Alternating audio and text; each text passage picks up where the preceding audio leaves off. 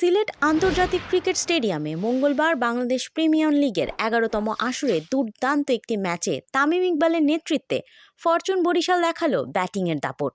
দুর্বার রাজশাহীর দেওয়া ১৬৯ রানের লক্ষ্যে ১৫ বল হাতে রেখেই ৭ উইকেটের ব্যবধানে পার করে বর্তমান চ্যাম্পিয়নরা। টস হেরে প্রথমে ব্যাট করতে নেমে এনামুল হক বিজয়ের নেতৃত্বে রাজশাহী গড়ে ১৬৮ রানের প্রতিরোধী স্কোর। বিজয় নিজে দলের হয়ে সর্বোচ্চ ৩৯ রান করেন, যা আসে ৩৫ বলে ৫টি বাউন্ডারির সাহায্যে। ইয়াসির আলীর ২৩ বলে ৩৭ রানের ঝড়ো ইনিংস ও ওপেনার জিসান আলমের ২৭ বলে ৩৮ রান রাজশাহীকে লড়াইয়ের পুঁজি এনে দেয়। শেষ দিকে মোহাম্মদ হারিসের ১৬ বলে ২২ রানের ইনিংস দলের সংগ্রহ আরও সমৃদ্ধ করে। ১৬৯ রানের লক্ষ্যে ব্যাট করতে নেমে বরিশালের শুরুটা ছিল ধীরগতির।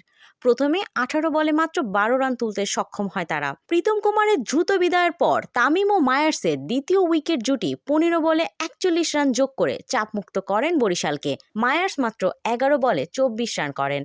তার বিদায়ের পরও ব্যাটিংয়ে ঝড় চালিয়ে যান তামিম ইকবাল তার অসাধারণ ব্যাটিং দিয়ে বিপিএলে নিজের আধিপত্য আবারও প্রমাণ করলেন। মাত্র ২৮ বলে ৮টি চার এবং একটি ছক্কায় 50 পূর্ণ করেন তিনি। ইনিংসের শেষ দিকে ছক্কা হাঁকিয়ে ম্যাচ শেষ করা তামিম ৪৮ বলে ৮৬ রানের অনবদ্য ইনিংস খেলেন। মুশফিকুর রহিমের ২৪ বলে ৩৪ রানের গুরুত্বপূর্ণ ইনিংস বরিশালের জয়ের পথ আরও সুগম করে। এই জয়ের মাধ্যমে বরিশাল ৪ পয়েন্ট নিয়ে টেবিলের তৃতীয় স্থানে উঠে এসেছে।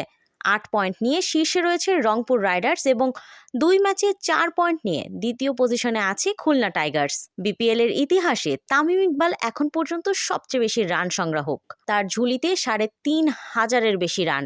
দ্বিতীয় স্থানে আছেন মুশফিকুর রহিম, আর তৃতীয় ও চতুর্থ স্থানে রয়েছেন মাহমুদুল্লাহ রিয়াদ এবং এনামুল হক বিজয়। তামিমের এই অবিশ্বাস্য ইনিংস বরিশালের আত্মবিশ্বাসকে নতুন মাত্রা দিয়েছে, যা তাদের শিরোপা ধরে রাখার পথে বড় অনুপ্রেরণা হতে পারে।